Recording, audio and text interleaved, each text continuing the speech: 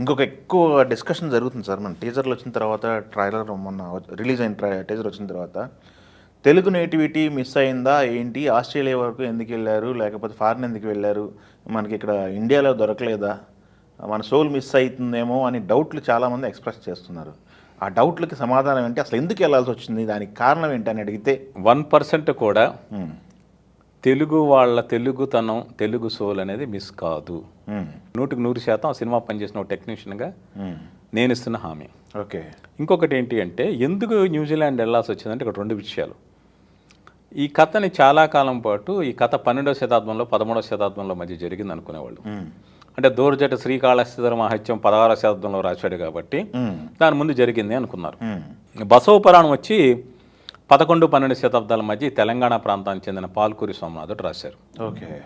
కానీ దానికన్నా ముందు 7వ శతాబ్దంలో ఆది శంకరాచార్యుల వారు మొట్టమొదటిసారి కన్నప్ప గురించి శివానంద లహరి అనే తన కావ్యంలో ప్రస్తావించారు. ఓ, అప్పుడే ఉందా? ఓకే. అది ఈ విషయం ఎవరికి చాలామందికి తెలియదు. ఈ దోర్జటి గారి దగ్గరకో పాల్కూరి సోమనాథ్ దగ్గరకో వచ్చి ఆగిపోతారు. కానీ నేను అంతమునుపు శివానంద లహరి నేను చదివాను, వ్యక్తిగత అభిరుచి కొద్దీ చదివాను. అవి వాటి అర్థాలు తాత్పర్యాలు అన్నీ చూస్తున్నప్పుడు ఒక 63వ శ్లోకంలో ఒక చివరి 2 లైన్లు ఉంటాయి. కించిత్ మాంసశేష కవలం వనచరో నవ్యాపహారాయతే భక్తి కిమ్నా పుంశాం భక్తవతం సాయతే. కొంచెం ఎంగిలి మాంసం అడవి మనిషి నీకు నైవేద్యంగా పెడితే పరమేశ్వర అతన్ని శివభక్తుల్లో కల్లా అగ్రగణ్యుని చేశావని ఆది శంకరాచార్య వారు కన్నప్ప గురించి ప్రస్తావించారు. ఓకే. ఆయన మొత్తం భారతదేశం అంతటా పర్యటిస్తూ శ్రీశైలంలోకి వచ్చి కొన్ని రోజులు అక్కడ నివసించి ఈ శివానంద లహరి అనే రాశారు. ఆయన సౌందర్య లహరి మనకు తెలుసు, అమ్మవారిని స్తుతిస్తూ రాసింది. అలాగే శివానంద లహరి ఈశ్వరుని స్తుతిస్తూ రాసింది. ఆ సందర్భంలోనే శ్రీశైల మల్లికార్జునుడి ఆలయంలో ఆయన ఒక రాతిలో ఒక శ్రీచక్రం ప్రతిష్ఠించారు. అది ఇప్పుడు మనం ఒక గుడిలో నేల మీద ఉంటుంది. ఆ రాతి శ్రీచక్రం అమ్మవారి ఆ ముందు మండపంలో ఉంటుంది. సో ఇది చారిత్రక సాక్ష్యం. ఆది శంకరాచార్యులు వాస్తవం, ఆయన ప్రతిష్ఠించిన శ్రీచక్రం వాస్తవం, శ్రీశైలం నిజం, ఆయన రాసిన శివానంద లహరి నిజం. ఆది శంకరాచార్యులు అంటే మా జగద్గురువు ఒక అడవి మనిషి గురించి, ఒక అడవి బిడ్డ గురించి 2 వాక్యాలు రాశారంటే అది చరిత్రలో జరిగింది. అంటే అంతకు ముందు జరిగింది 7వ శతాబ్దం ముందు. సో 5వ శతాబ్దానికి ముందు కన్నప్ప జీవించుంటాడనేది ప్రాథమికంగా లభించిన ఆధారాలు. సో ఇంకా తరచి వెళితే అంటే మనకి ఎలాగ ఆధారాలు అంటే, ఒకటి శిలాశాసనాలు ఉండాలి, అవి ఎవరో చెక్కించి ఉండాలి, లేకపోతే ఇంకోటి ఏది ఉండాలి. సో శాసనాలు అనేవి ఇప్పటికి ప్రస్తుతం లభ్యం కాల, భవిష్యత్తులో ఏమైనా దొరుకుతాయో మనకు తెలియదు. ఇంకోటి కావ్యాలు. ఈ కావ్యాలని తెలుగు భాష అనేది 5వ శతాబ్దంలో పుట్టిందని చెప్తూ ఉంటారు. అంటే కడపలోని ఎర్రగుడిపాడు అని ఒక చోట ఒక శాసనం దొరికింది. అది మొట్టమొదటి తెలుగు శాసనం అంటారు. అంటే 5వ శతాబ్దం ముందు తెలుగు భాష ఉందో లేదో మనకు తెలియదు. బట్ 5వ శతాబ్దంలో తెలుగు భాష ఉందనడానికి ఆ శాసనం నిదర్శనం. అంటే అంతకు మునుపు ఉన్న వ్యక్తి అతను. సో శాసనాలు లేవు, కావ్యాలు లేవు. ఇంకా లోతుకెళ్ళి తమిళనాడు చెందిన పెరిగి పురాణం కావచ్చు, సంగమ సాహిత్యం కావచ్చు, ఇవన్నీ పరిశోధిస్తే ఒక లీలగా ఒక సంవత్సరంలో అతను జీవించి ఉంటాడని తెలిసింది. 216వ సంవత్సరంలో కన్నప్ప జీవించాడు అనేది మరి మా దగ్గర ఖచ్చితమైన ఆధారాలు లేవు. 216వ సంవత్సరంలోనే కథ జరిగింది అనేది. అందుకని ఈ కథని 3వ శతాబ్దం 2-3 శతాబ్దాల మధ్య జరిగిందని ఒక ప్రాథమిక నిర్ధారణకు వచ్చారు. Okay. Research and writing team వచ్చిన తర్వాత మిమ్మల్ని ఒక తీసుకెళ్ళాలంటే, ఇప్పుడు మీకు కృష్ణుడి భాగవతం చెప్తున్నప్పుడు మీకు ఏం కావాలి? మధురా నగరి కావాలి, రేపల్లె కావాలి, గోవర్ధనగిరి కావాలి, ద్వారక కావాలి, కురుక్షేత్రం కావాలి, ఇవన్నీ సృష్టించాలి.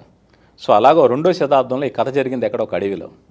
అడవిని సృష్టించాలి అంటే ఇప్పుడు సీజీల్లో చెయ్యొచ్చు, కానీ క్వాలిటీ ఆ న్యాచురాలిటీ రాదు.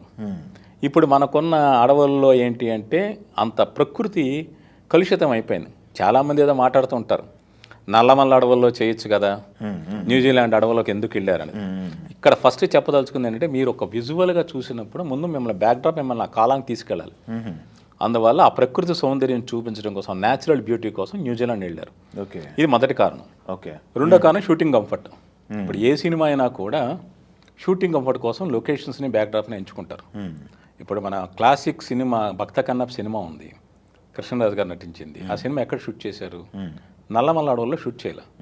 పశ్చిమ గోదావరి జిల్లాలోని బుట్టాయిగూడెం, జంగారెడ్డిగూడెం వీడి దగ్గర షూట్ చేశారు. ఎందుకు అంటే షూటింగ్ కన్వీనియంట్. ఇక్కడ ఇంకొక విషయం కూడా చెప్తాను. చెప్పండి. ఇది కథకు అనవసరం కానీ చెప్తున్నా. గుడెం అనే మాట ఎక్కడి నుంచి వస్తుందంటే కోయలు ఎక్కువగా నివసించే ప్రాంతాన్ని గుడెం అంటారు. సో మీకు జంగారెడ్డిగూడెం కావచ్చు, కొయ్యలగూడెం కావచ్చు, బుట్టాయిగూడెం కావచ్చు, తాడేపల్లిగూడెం కావచ్చు, ఈ గుడాల పేర్లు వచ్చే చోట కోయలు ఎక్కువగా నివసించేవాళ్ళని ఒక గుర్తు. ఇక చించులు నివసించే ప్రాంతాన్ని ఏమంటారంటే పెంట అంటారు. ఇప్పుడు శ్రీశైలం దగ్గర సున్ని పెంట అంటారు, తాడేపల్లి దగ్గర పెంటపాడు అంటారు. పెంట అంటే చెంచులు నివసించే ప్రదేశాన్ని పెంట అంటారు, కోయిలు నివసించే ప్రాంతాన్ని గుడి అంటారు. ఓకే. అందువల్ల కోయిలు నివసించే ప్రాంతాలు కాబట్టి ఆ గుడాలకు వెళ్ళి బాపు గారు రమణ గారు షూట్ చేశారు. అది వాళ్ళ అవైలబిలిటీ. ఇప్పుడు అన్నమయ్య సినిమా ఉంది, ఆయన కడప తిరుపతి ప్రాంతానికి చెందిన వ్యక్తి ఆయన. బట్ షూటింగ్ ఎక్కడ జరిగింది? కేరళలో జరిగింది. ఎందుకంటే ఆ కాలం నాటి అలాంటి మండువాలోకి ఇల్లు అన్నీ కావాలంటే కేరళ వెళ్ళారు. స్టోరీకి కావాల్సిన సీన్కి కావాల్సిన ఒక బ్యాక్ డ్రాప్ లొకేషన్ కోసం వెళ్ళారు. ఇప్పుడు గౌతమిపుత్ర శాతకర్ణి ఉంది. ఆయన క్రీస్తు పూర్వం మన తెలుగు నేలను పరిపాలించిన మహాచక్రవర్తి, కృష్ణానది పరివాహక ప్రాంతాన్ని ఏలిన రాజు. ఆయన సామ్రాజ్యం ఈ అమరావతితో పాటు తెలంగాణ బోధన వరకు ఉంది, మహారాష్ట్ర వరకు ఉంది. మరి జార్జియాలో యుద్ధాలు ఎందుకు తీశారు, కాశీలో సన్నివేశాలు ఎందుకు తీశారు? కథకు అవసరం నేపథ్యం కోసం వెళ్ళారు. ఎవరో అప్పుడు అడగల ఎందుకు జార్జియా వెళ్ళాడు శాతకర్ణి అని. ఇంకా చెప్పాలి అంటే చాలా ఉదాహరణ ఉంటాయి. ప్రతి సినిమా కన్వీనియంట్గా చేస్తారు. ఇప్పుడు ఎన్టీ రామారావు గారు అక్బర్ సలీం అనార్కలిని తీశారు. బాలకృష్ణ గారు, దీప గారు, మాధవి గారు అందరూ యాక్ట్ చేశారు. అందులో అక్బర్ చక్రవర్తి నమాజ్ చేసే సీన్ మన బంజారాహిల్స్ రోడ్ నెంబర్ 3లో ఉన్న మసీదులో తీశారు ఎన్టీఆర్ గారు. సో అక్బర్ చక్రవర్తి ఢిల్లీలో షూట్ చేయాల, హైదరాబాద్ మసీదులో షూట్ చేశారు. అందువల్ల ఆయన హైదరాబాద్ అక్బర్ అయిపోడు. అవునా అండి? అలాగే ఇప్పుడు సైరా ఉంది, ఉయ్యాలవాడ నరసింహారెడ్డి. ఆయన అనంతపురం ప్రాంతానికి చెందిన మహావీరుడు. బట్ ఆ కథలో ఆ సినిమా తీసినప్పుడు కొన్ని సన్నివేశాల చిత్రానికి జార్జియా వెళ్ళారు. ఎందుకంటే షూటింగ్ కన్వీనియంట్.